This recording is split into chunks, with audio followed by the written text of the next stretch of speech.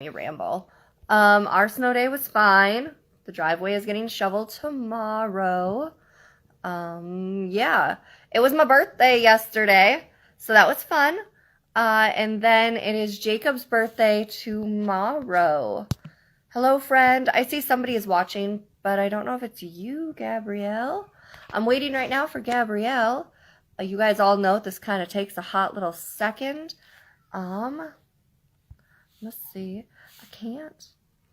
Weird. Okay, invite viewers to your broadcast. Share your broadcast to build an audience. I don't know what that means.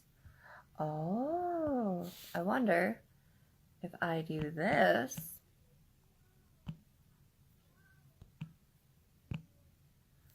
Weird. Okay.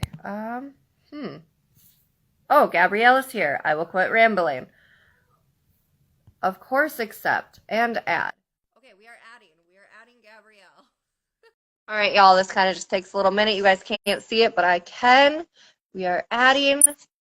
There's my beautiful friend. Hi. Hey. I thought I would try the laptop, but I guess we gotta do it on the phone. Okay. That is just fine. I'll give you a second to set up. That's just fine. Oh, all right. Let me get myself together here. Yeah. All right. All So if right. anybody here, if you could drop a heart or a thumbs up, that would be great. Let us know that you guys are in the room with us.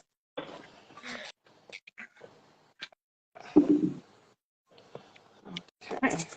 Yeah, unfortunately, with Facebook, it doesn't work live on the laptop.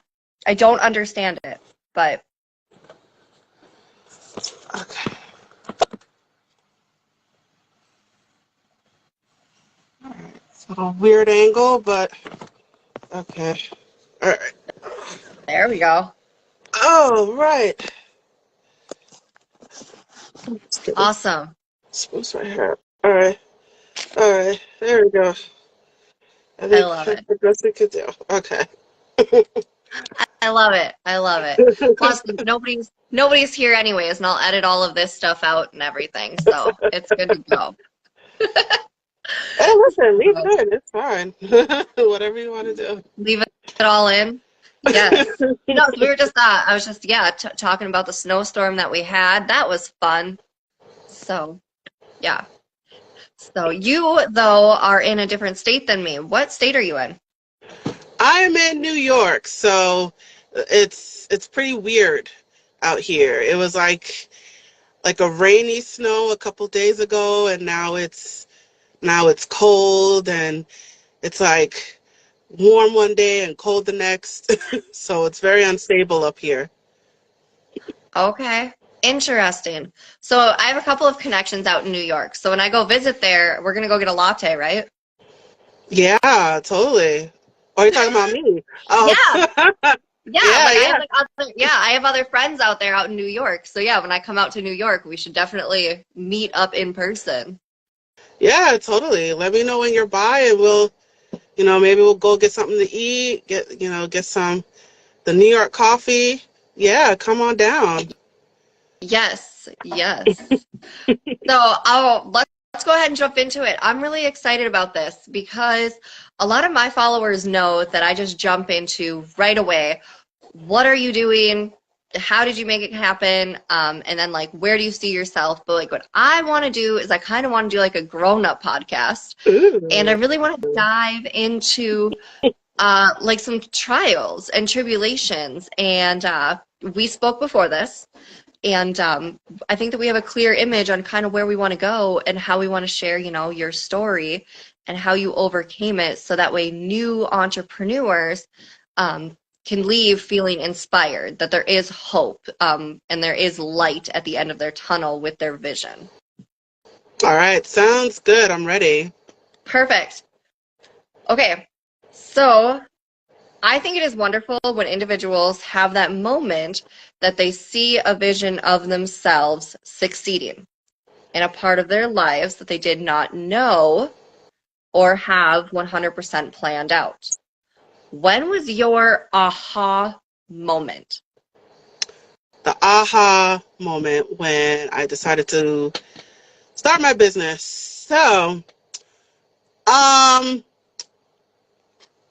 I would say when I went to a small business conference at my church, um, I was there for something completely different. So I was at the event to talk about immigration, um, because I myself am a dual citizen.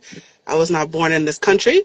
So, I went to my church to talk about immigration and the process of going for citizenship. And I think I also talked about Microsoft Word. I don't remember what else I talked about. But I stayed for the rest of the conference, and I was listening to another speaker talking about starting a business and the process of doing that and why would you want to start a business. And I was listening to her, and it's something just clicked. I don't know if it was spiritual intervention, or something just came over me. I don't know, but I was listening to her, and I thought, how cool would it be to actually start something that I can call my own? Because I was also going through a time where I was hopping from job to job, Yep. and I also was struggling financially.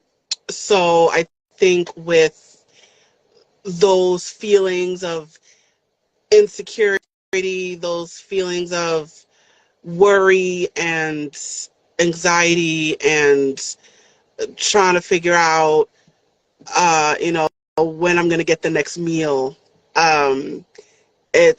I think that just kind of was all in my mind. And, when I went to the event, it was a distraction.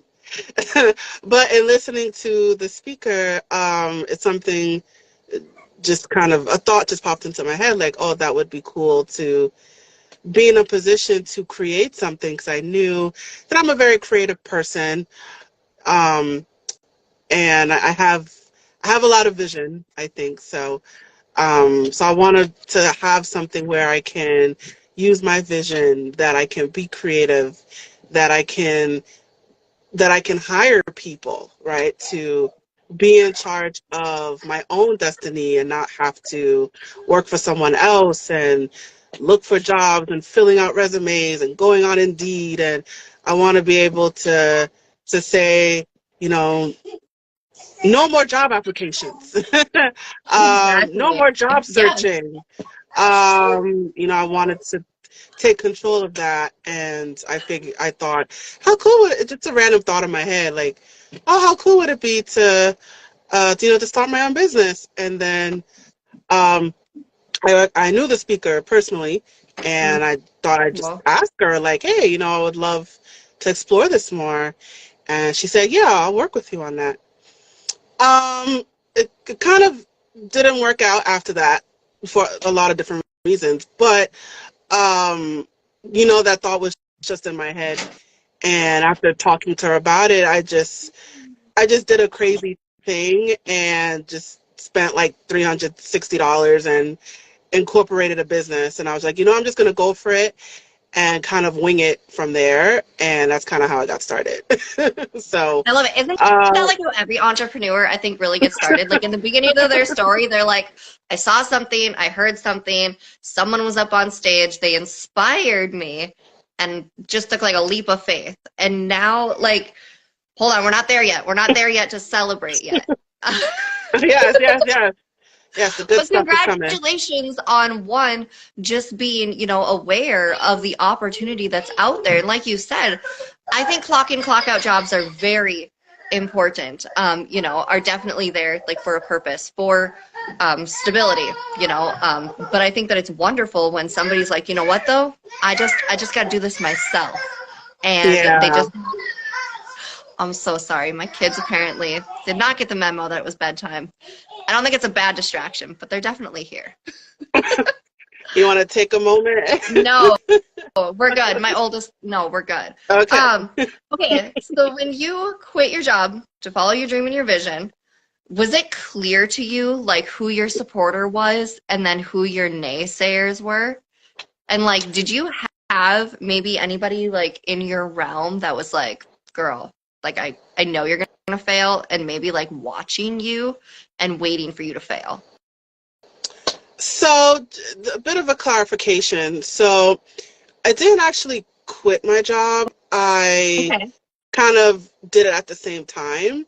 So, my business is tutoring, right? Yes. And I started off doing it myself, and then I started hiring people. So, I didn't actually quit my job. I did it at the same time as my job. Um, so I did it at the same time as my job, and I was also in graduate school. I was in graduate school part-time, and I think I was part-timing. I was a part-timer, so I was doing my I was building my business, but I was doing it part-time. I was working part-time and I went to school part-time. So I guess if you put it all together, it was full-time. But Yeah. um yeah, Good but for I didn't you. actually I didn't actually quit. I was doing it all at the same time. I think that's something that I want entrepreneurs to be cognizant of, is that they think they're going to become a millionaire overnight, right? I'm just going to quit my job and, I'm going to become a millionaire tomorrow. No. Can you like No, I say think, that louder for the people in the back that think that it's yes? You're so right. I mean, yes, there are some people that have made it self-made from the bottom all the way to the top, and they're like, nope, I'm gonna quit my job on Friday, and they had it by the horns by Monday. Good for them. But most people, like you said, you are absolutely right. You cannot just quit your job and jump into six figures. right, right. It's a, what I learned, and it might be I guess the industry that I'm in, is it's a long game, right? It's marketing, it's building an audience, it's developing referrals, it's making connections, and all of that takes years. So I was not in a position to quit any job.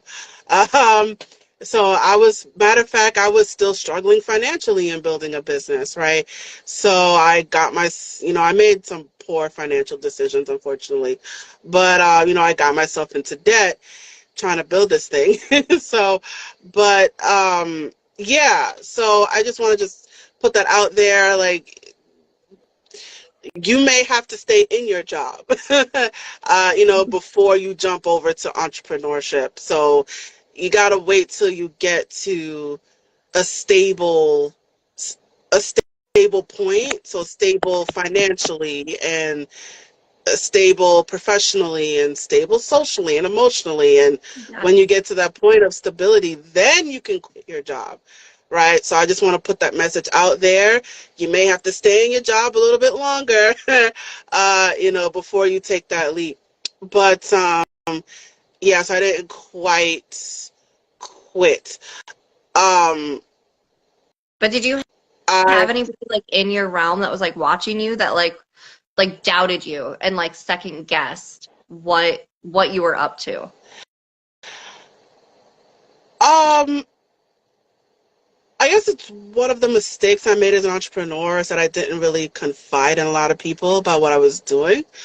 But I will, because I was tutoring before I started my business. I just kind of carried it over and developed it. But I will say, as I did come to a point where I quit my job, and but it was actually for other reasons. And my, well, I don't want to say the name, but it was, That's okay. but um, actually, I will say it. My parents, my parents are like, like, how are you? You know, pretty much the most common phrase I think every entrepreneur hears is, get a real job, right? So get a real job. Like, I heard it from my own parents, and, even from my siblings. They were like, okay, they didn't say a real job per se, but more of, find something in the meantime, right? Don't quit your So day job. don't quit your day job, find something part-time. So I heard it from my own circle, and And I was doing that, and I I actually was at a point, this was probably like 4 or 5 years into the business, that I was actually doing a full-time job. So I was doing full-time and building a business, but I had a situation at that full-time job that I was actually fired from that job. So I was fired, and then I found another full-time job. I was there for 2 months, and then I quit. Um, and I was at like a point of depression and misery, and I think I just had all that pressure of get a real job and getting, and what are you doing, and like I was just kind of, it's like a societal pressure that I was feeling about, I have to be successful, I have to be stable, I have to be able to take care of myself, like don't be a bum, and I think that was the thoughts that was in my head, and I was at a point that I was in a really dark place, and I just, that thought popped into my head, like, well, you have this business, right? And I think because I had a fallback job, so to speak, that I was like, you know what, I'm just gonna put my all into this business. I'm done. I'm done with jobs. I'm done. And I think it might have been a point of desperation, but I'm just going to put my all into this company. And that's what I did. And I will say that I had moments of doubt where, okay, let me find something part-time. I had my moments of weakness, but I think I just decided I'm just going to build this. And so, but of course, I was not in a uh, place financially where I was financially stable. So I was like, instead of finding a part-time job, I'm going to get into gig work, and that's where I just I found Deliv, I found Postmates. I was doing food deliveries and odd jobs, and so I got into gig work, and I was doing that at the same time as a business. So, and I was doing that for a while, and then I eventually stopped a few years later. But I will say that I did have the naysayers, and unfortunately, it was in my own family. But I decided, and in a way, and I still kind of did listen to them, but I did it in my own way, and I think I did it in a way that satisfied me. So, yeah, I had to find um, subsequent work in the meantime, but it wasn't a regular full-time job, or it wasn't a regular part-time job. It was gig work. It was getting paid per task, right? I get it. Yeah, for sure. Yeah. So it's something like Uber drivers, Lyft drivers, like that's gig work. Yep. And um so I wasn't that, I didn't have my own car to do that, but I would have done it. So, but I think I was in that field Yeah. by like doing food deliveries and delivering gifts and picking up things for people and taking donations and dropping them off to Goodwill. So I was doing that in order to keep my business afloat and to take care of myself at the same time.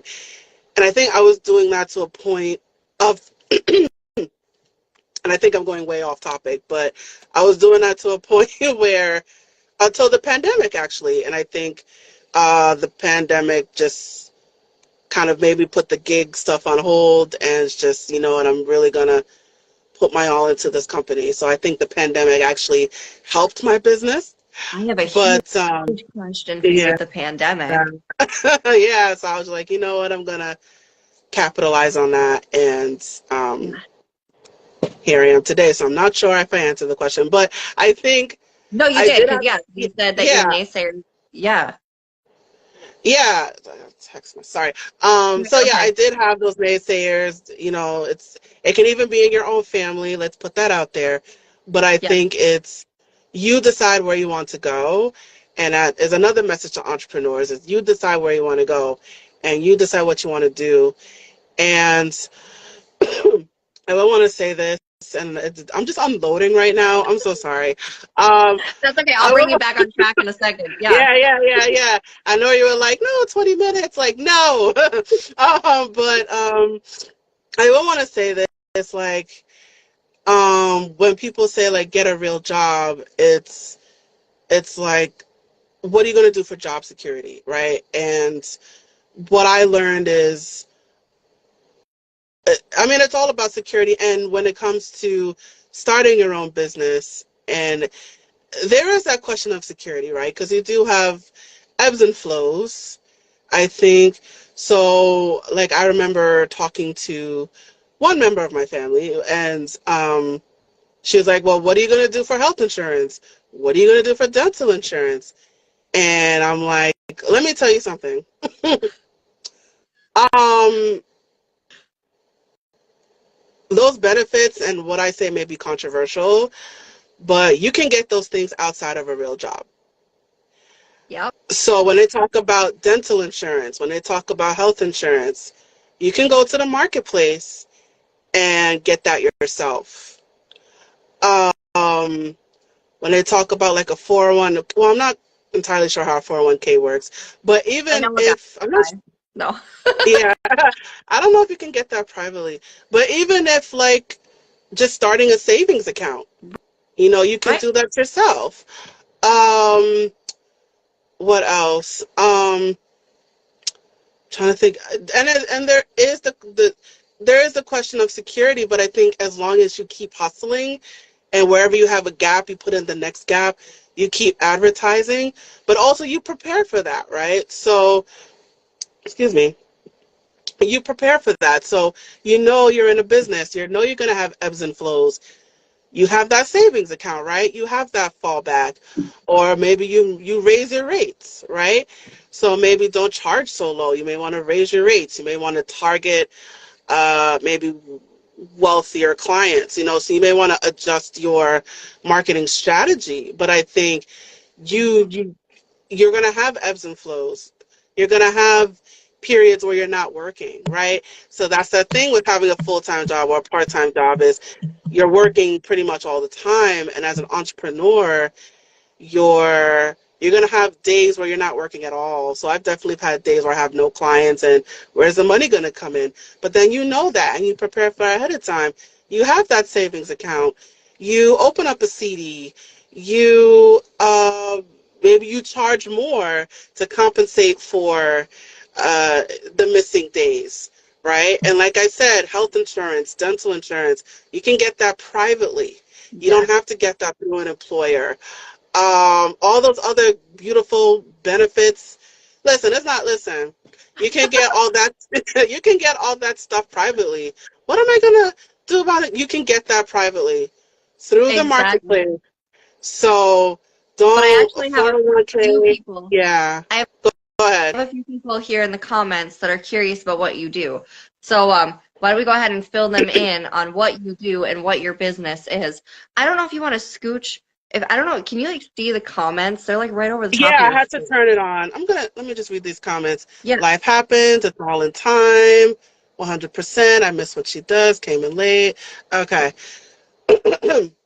Okay, so like I said, I have a tutoring business. So I do well, it's me and a few other people, but Because you're the we do one. boss. Because you. Okay, so now wait. So you started this, and then like you're the boss, right? So you hired these Yes, yes, employees. I am the boss. Let's make that clear. I am the Love it. boss. I have like I have 4 people under me right now. Um, but yeah, so we do one-on-one tutoring. We do test prep, college counseling. We also have some workshops. We also do editing and proofreading, like presentations, papers, um, and we also have a podcast as well. So I do most of the work, but I have tutors under me as well, and I think it's kind of cool. Like, oh, I'm actually helping someone achieve their financial goals, right? So when you're Mhm. in that position of job creator, right? It's like, oh wow, I'm actually stimulating the economy in a way. So it's a nice little ego boost. But yeah, so I am a tutor. I've been a tutor since 2005. I worked for several companies and after school programs, but then I did it privately for maybe like 10 years, And then I thought, you know what, I'm going to take that leap and become official and get the articles of incorporation and get my name on government paper and get the EIN and file those business taxes. And I'm going to hire people and I'm going to be a job creator. And I never want to send out a job application again. So, yeah. So, yeah, so that's what I'm doing now. Now we got to get back on track. Go ahead, get back on track. Yes, I think that is wonderful. Oh, thank you, Sabrina, for all the hearts and all the loves and everything. Yes, you're absolutely right. I think that is wonderful. Okay, so then a couple of mom questions that I have for you. Yes. What age do you tutor? So pretty much everybody, right? So my staff and I, because I also tutor myself under the company, so we start as young as like 4, so we go from kindergarten, we go all the way up to 12th grade, and then we also do some adults as well. So, sorry. Ooh. You're okay. So I would say, but I am saying that it's from kindergarten to 12th grade, and we also do college as well. And we also have some adult students. We do more of like college and younger, but we also have some adult students as well. So people that are returning to work, right? Mm-hmm. And they've been out of school for a while, or people trying to get their GED, civil service exams. HACI is another one. I think that's the nursing exam. So there's a lot of different ways that we serve adults as well. But most of our clientele is college and the K through 12 grades. Okay. And then what subjects do you help with? So just the basic ones. So we do math, reading, writing, history, science, pretty much all the core subjects, all the basic subjects. We also do SAT and ACT, GED, HACI, or HESI, I don't know if it's called. We don't do the law one, the bar. We don't do that. We don't do MCAT. I think it's LSAT. We don't do LSAT. We don't do MCAT. At this time, we don't do gifted and talented. We do SAT. What else? What else? And a lot of the biggies, but there's some that we don't do, unfortunately. But basically, like the basic curriculum. Well, we also do Regents Prep as well, which is a New York state test. So we do state tests. So we do the basic curriculum as well, and some of the high stakes exams. Okay. And then as a mom, and you're starting to see like your child struggle, and you're trying to help your child, and it's frustrating at the table when like you're trying to explain it, but they don't want to listen to you because like you're mom and you don't know anything. When is the time to get a tutor involved? So there's when you should do it and when people actually do it. So when you should do it, it is as young as possible. When people actually do it is late, when things go really bad. So I see the laughing emoji, sorry. So yeah, when you should, as young as possible, the younger the better. So it's like as soon as, maybe not as soon as they're out the womb, right? But Yeah. but as soon as they're in school, 3 years old, 4 years old, Okay, get so them. my child doesn't need to be behind in order to have a tutor, because usually that's what you think. Like when someone says, "Oh, I have a tutor for social studies," like, "Oh, is your child a little slow?" Like that was so inappropriate. I am sorry, Facebook world. That was rude. But I think as a mom, I think you knew what I meant by that. Yeah, it's There's a don't. stigma. There it is. There's a There's a stigma. stigma. Yes, absolutely. And Okay. I gotta charge my phone now. You're But okay. There is a stigma, and And I want to flip that, so what's wrong with being behind? I know that sounds, the way I said it was a little weird, but what's you're going at your own pace, right? And I'm not shaming you. You probably thought, oh, what's wrong with your kid?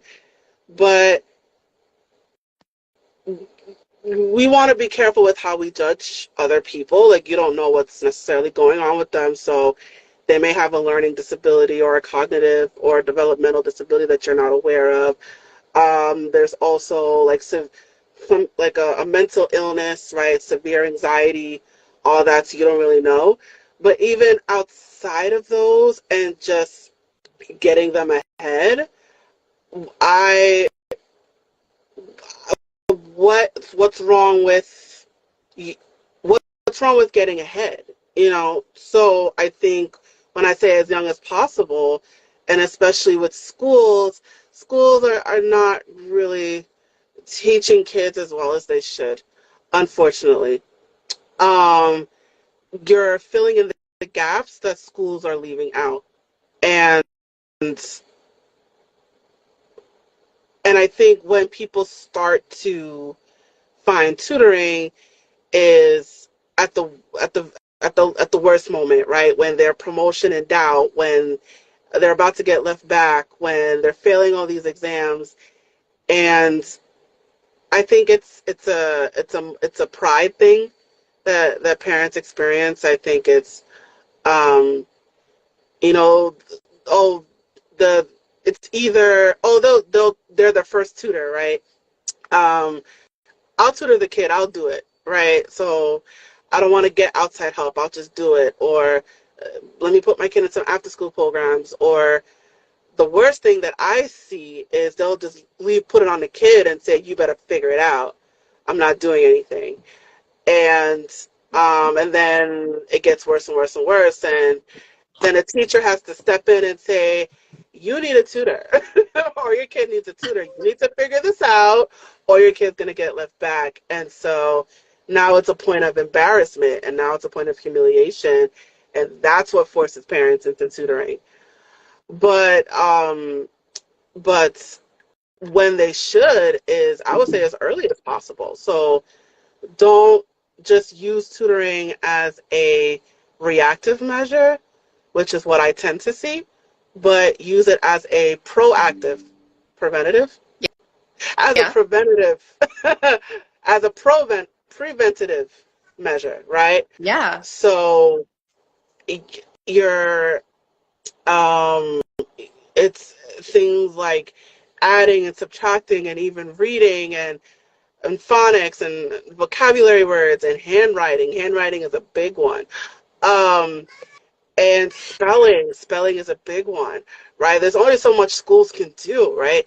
But that's where a tutor comes in, and they fill in the gap. They're that third person, right? So they're that extra help that you need. So I think when the people that come to me, it tends to be reactive, in that they're about to fail and the teacher's on their case and the parents are embarrassed, right? But and then it, which is fine, you know. But what I would like to see more of, in terms of parents seeking tutoring, is preventative, right? So we're getting in this now. We're starting young. You're gonna learn how to read. You're gonna get those phonics, and you're gonna learn how to add, and you're gonna learn how to subtract. You're gonna be on grade level or above grade level, and we're gonna start that early. So Yeah. that's what I want to see more of, and I want to encourage parents to do that. So to answer your question, you should start as young as possible, but um, but we're but but better now than never, right? Yeah. So don't wait till it gets worse. Don't wait till you're embarrassed and humiliated. You Honestly, know, though, deal with it now. yeah. And I actually have a personal story to tag onto that.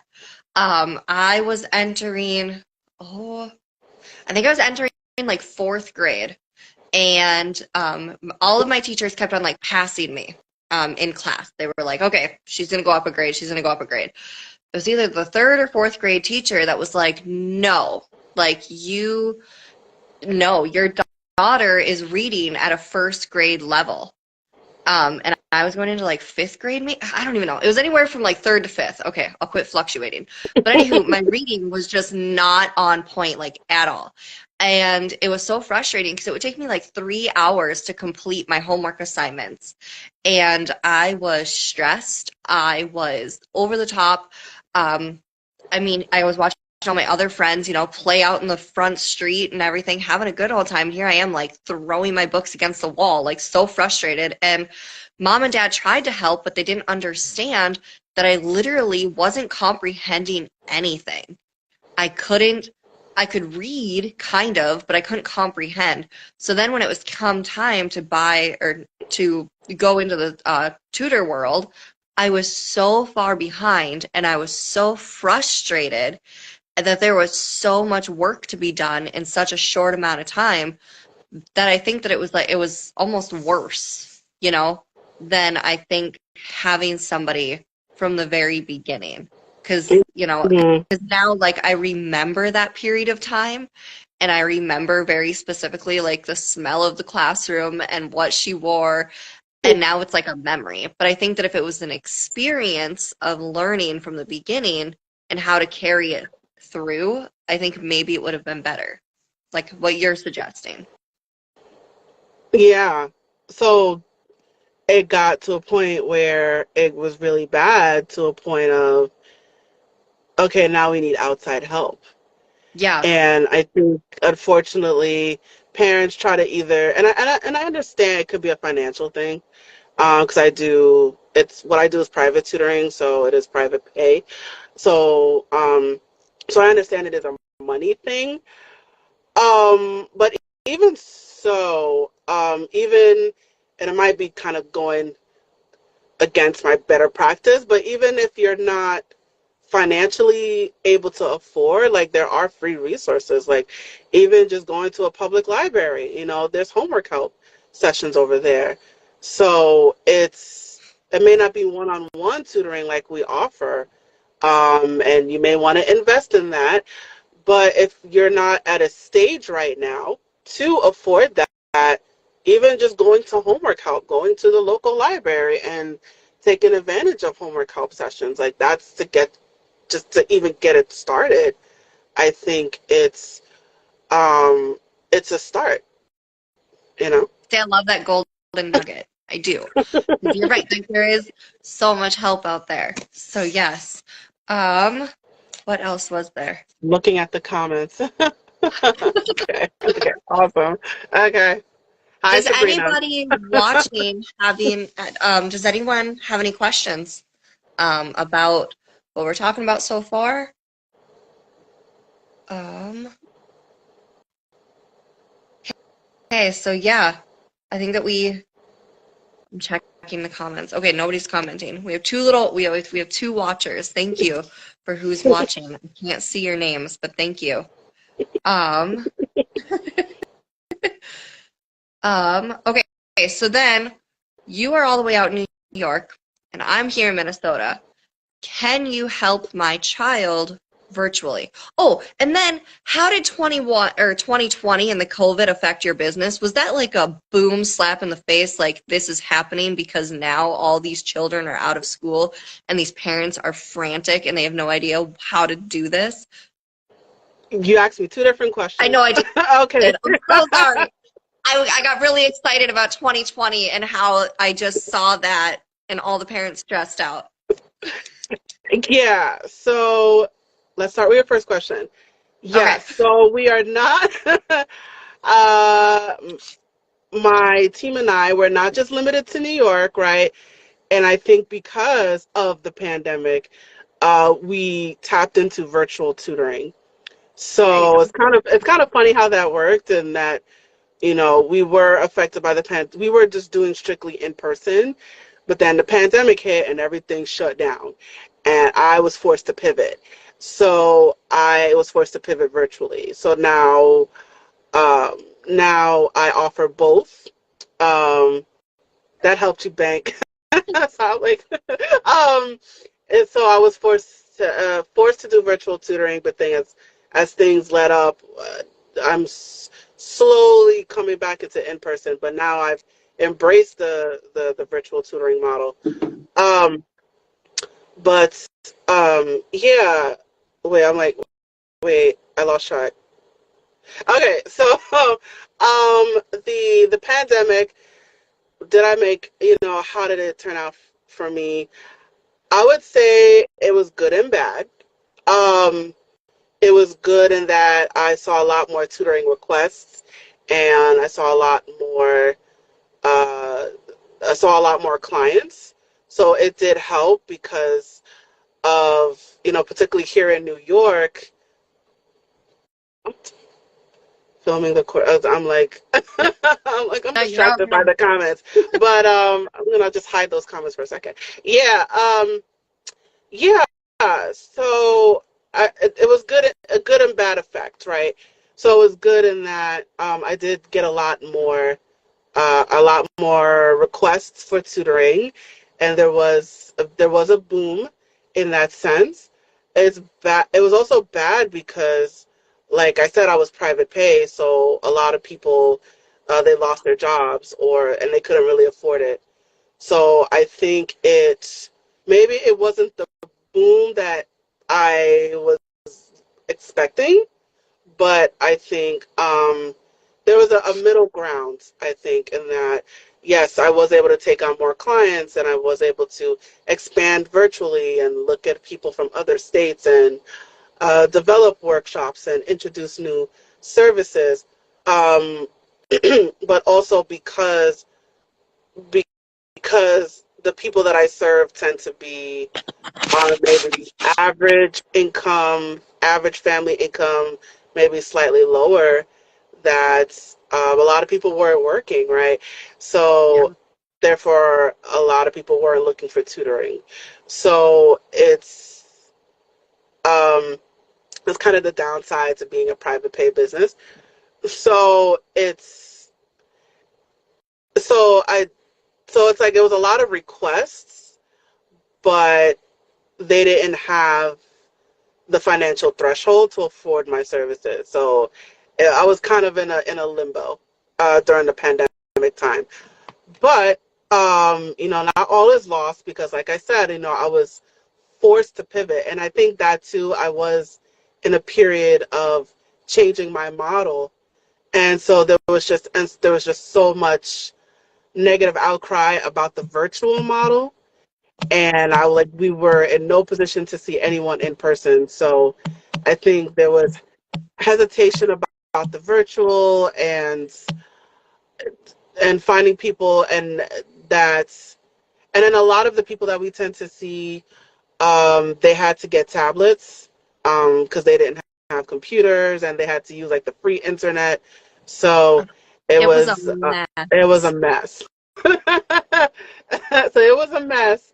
So unfortunately, I you know, I didn't make bank, unfortunately, but I was in a better position than I was a few years before because I was eligible for a lot of the business grants, so that did help a lot.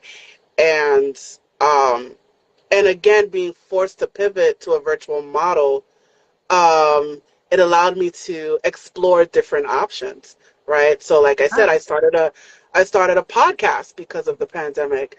Um, I did and I have somebody ask, are you doing like YouTube videos too? Sabrina asked um, if you create like courses and then sell them, and then also she's wondering like if you put things on YouTube. So create things and sell them. I don't, Okay. unfortunately.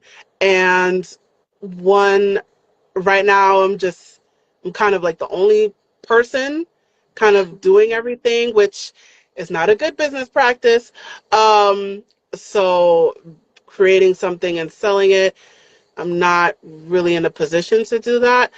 But in terms of YouTube videos, right now it's just my podcast. So it's not like how to write an essay, or but it's in terms of, I do have a YouTube channel, but I take the videos of my my podcast and I put it on my YouTube channel. So that's what I mainly use it for, and shorts and stuff like that.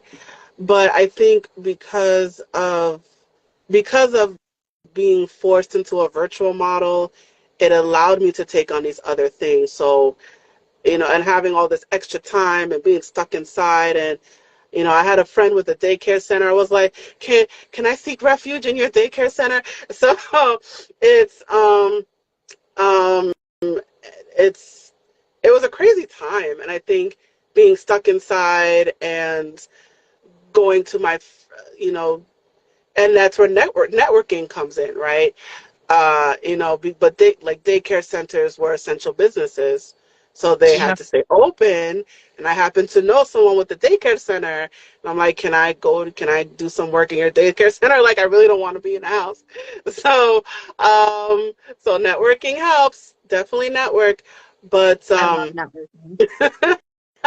yes, I think being forced to, take on a virtual model and kind of having those setbacks, and it allowed me to take on other things. Like, it allowed me to start my podcast. It allowed me to explore YouTube and explore Facebook Live, and network with all these entrepreneurs, and it allowed me to apply for all these grants and figure out Zoom, and figure out, okay, how can we how can I evolve my business to match the time that we're in right now. And and I had to think on my feet. I had to adapt. And that's another message I want to share with entrepreneurs, Yeah. is that Yeah. you have to adapt. And if you don't adapt, you will die. So I had to adapt, and I had to adapt quickly. And it's one thing doing it by yourself and adapting, but now I have other people to bring with me, right? So now I have to bring my tutors along, and now I have to bring parents along. And it's like I had to drag all these people with me, right? And so it's that in itself was a process. So I guess financially, I wasn't where I wanted to be, but I think because I had to adapt my model, it allowed me to explore new things, and it allowed me to add it to my company. So now I can say, oh, now we do virtual and in person. Now I have a podcast. I do videos and audio. And now when I do interviews like this is the most I've done in terms of like Facebook Live and YouTube Live. And so, it forcing myself to be creative and forcing myself to adapt and discover all these things that allowed me to stay alive, and it allowed me to keep my business alive and keep my tutors employed. So That's I hope that answered the awesome. question. I'm always like, did I ever answer the question? I hope I I I think just so. ramble. I think so, yes, because yes, we did. You did. So there was a lot of angles with 2020 and a lot of pivoting, and I I let 2020 slip through my fingers. I wish that I would have done more in 2020 when the pandemic hit, but I was in a very different space in my world. I was living with my mother-in-law, and we were looking for a new house at that time, and then the whole world shut down, and then my baby was brought home, like, okay, now you have to teach him, and it was crazy. So I let my personal business go. And then, when the world started to kind of grasp this, all of my leaders were like leaps and bounds from where I was, because I just like cut the cord. Like, Amber McCarty was nowhere to be found.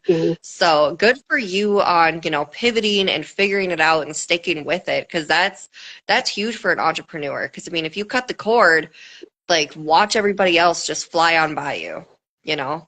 So good for you. Thank you. I appreciate that. It was definitely a rough time. And and that was a year where everybody was pivoting, right? Well, almost everybody. Like things, like people like the Amazons and the eBays and they just, they exploded. But I Yeah. think, Yeah.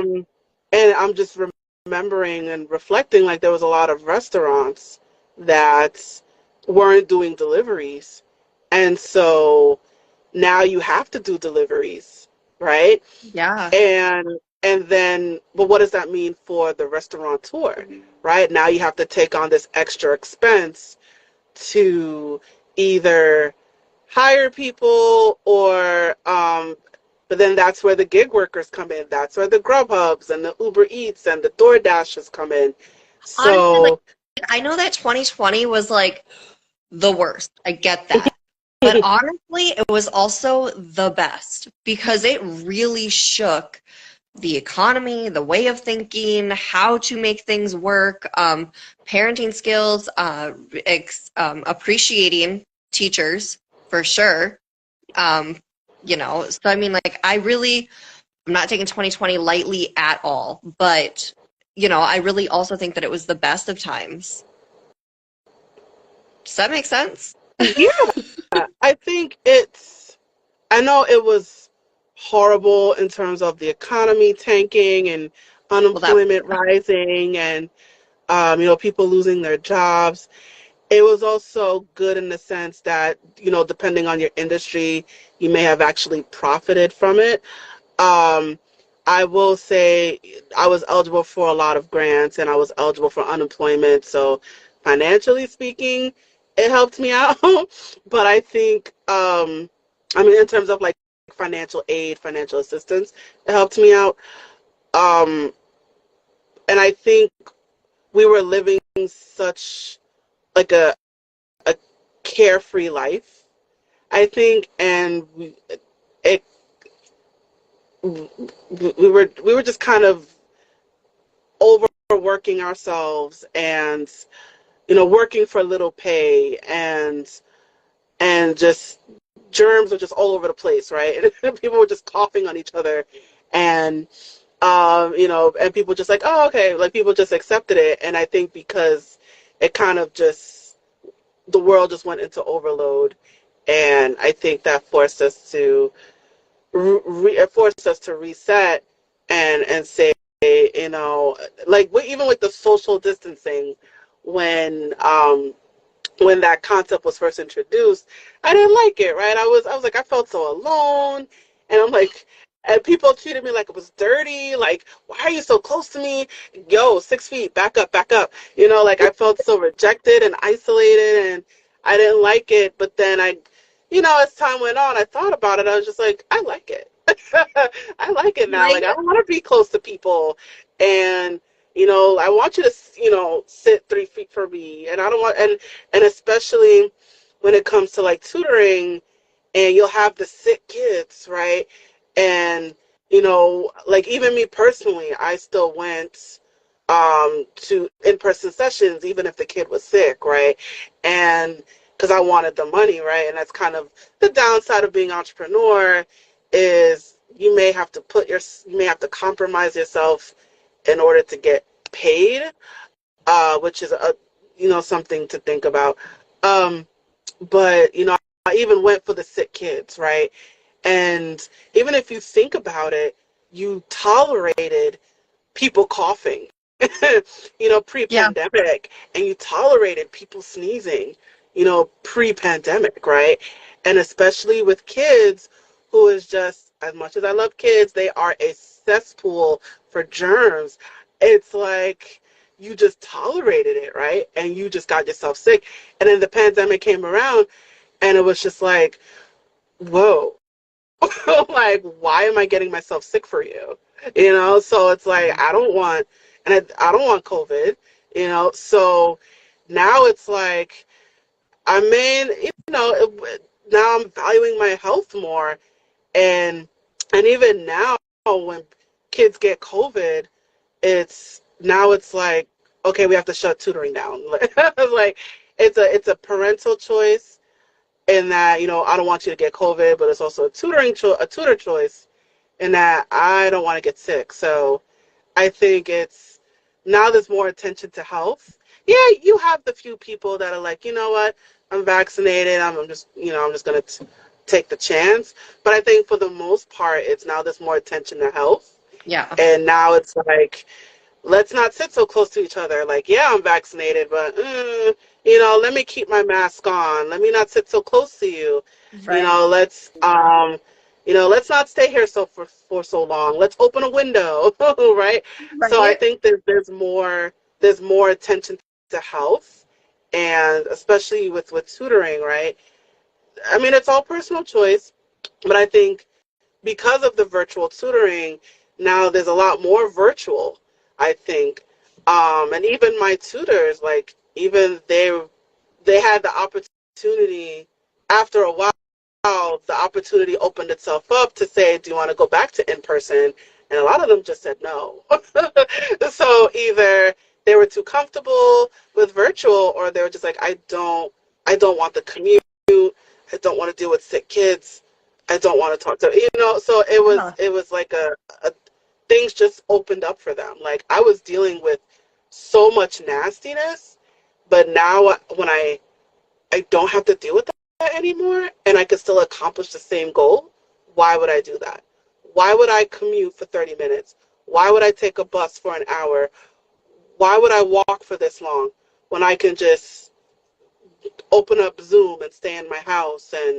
And especially if I'm immunocompromised, I live with my grandmother who's immunocompromised. Why would I do that?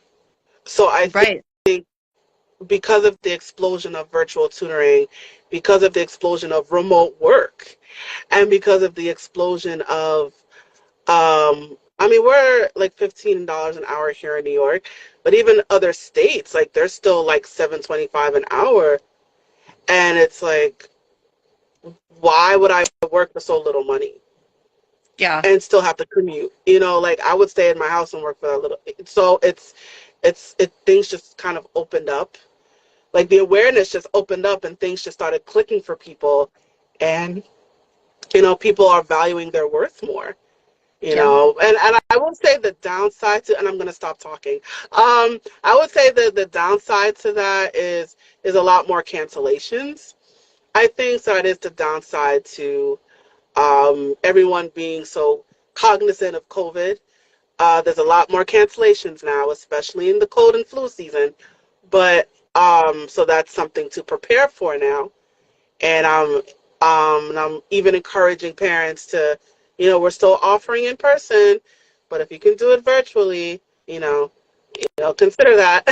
So I think there's a lot more caution that I'm encouraging my tutors to do, and even myself as a tutor, there's a lot more caution, and there's a lot more caution on the parent side as well. And of course, that means there's a lot more cancellation when people get sick. Um, but that's something to prepare for, and that is a risk that I have to accept, and I have to prepare for that. So, Right. No, I totally get it. And yes. Yes. In person versus virtual. So I love this. If we didn't have the virtual world, we wouldn't be here, here in Minnesota absolutely. connecting all the way to New York, especially with networking. I mean, holy cow. We could go on and on and on about I networking and know. all the connections that we've made with networking alone.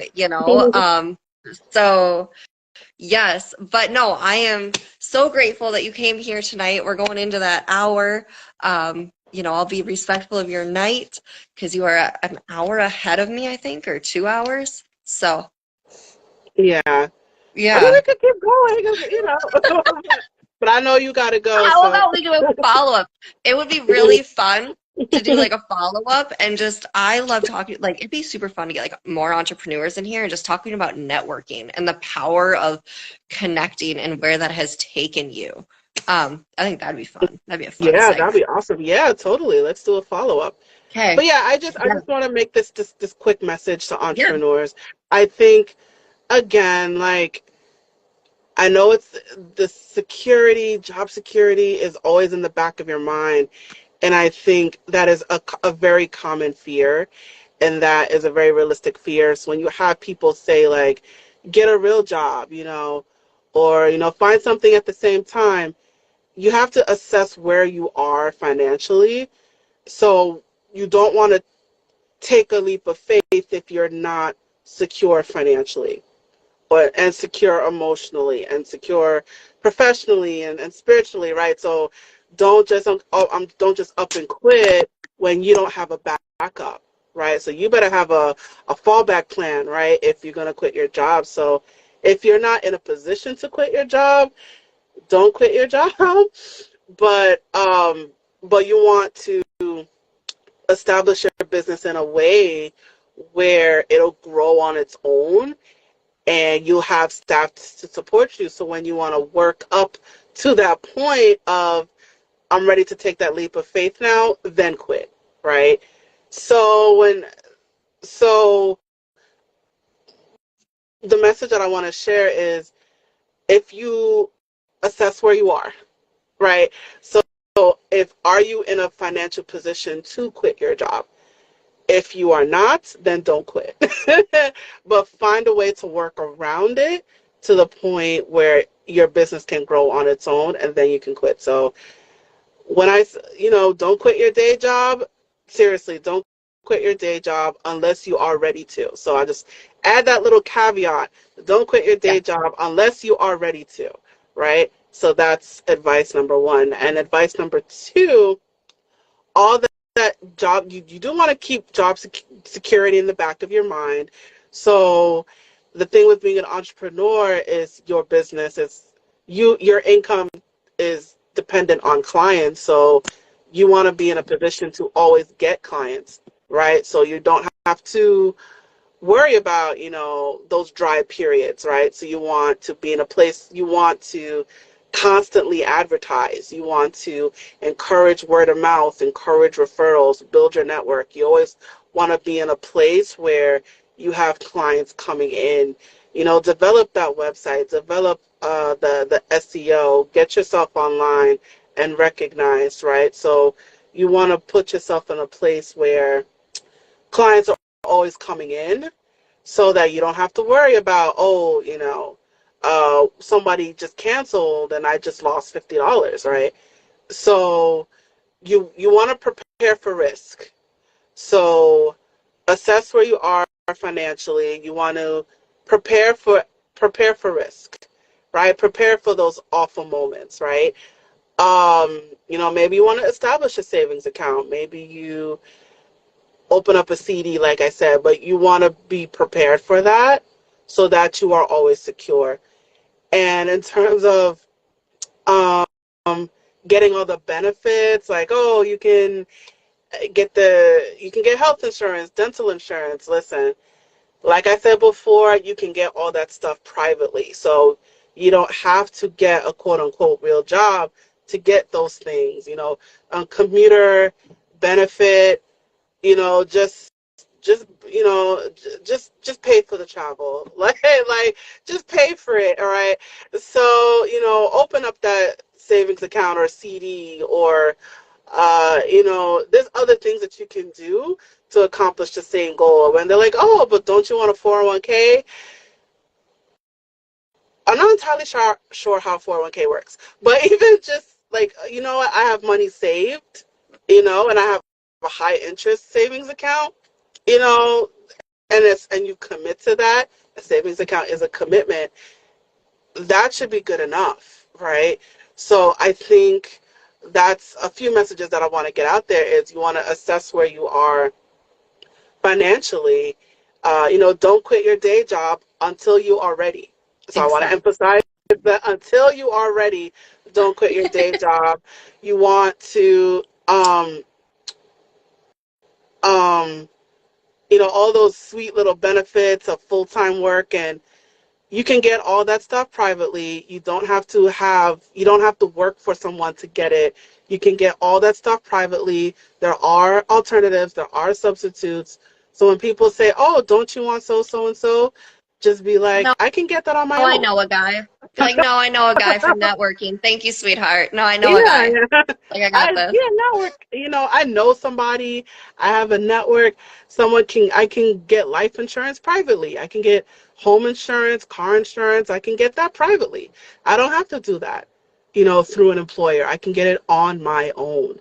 You can get a lot of this stuff on your own, right? So don't let the the sweet, beautiful benefits of full-time work,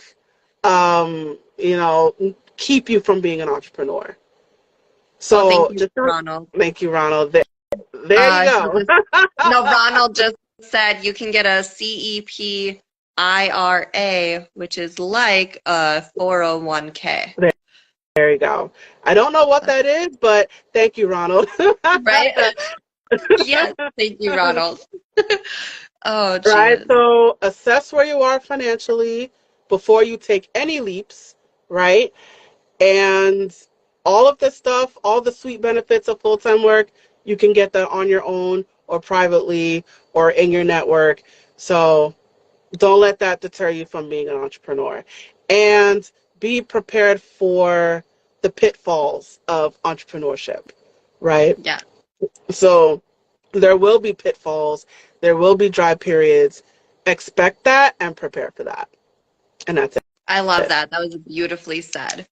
Yes, all of it. Thank you. Thank you so much. And thank you for what you do, because what you do is not easy. So thank you, for helping parents and teachers have somebody that they can be like, okay, you know what? Let's go ahead and set you up. So thank you for what you do and that you created this business and you have employees and yes. And then you plan on growing and adding and I'm very excited for you. Thank So Thank you. I appreciate that. Thank you. I just unloaded today. that's So okay. this was my therapy. So thank you. I appreciate that. Perfect. Well, I'm going to go ahead and I will close us out. And I will make sure, as always, that I put her information above so that way you guys can catch all of her information and ways to contact her so you can ask all of your questions. If we didn't cover it, she would be more than happy, to do that. And yeah, I will go ahead and sign out. So Great. I put my website in the comments there. perfect. All right, guys. Well, I am Amber McCarty with Meticulous Engagements, where it's my business to know your business so I can keep sharing your business with the world. All right. Bye, guys. Bye.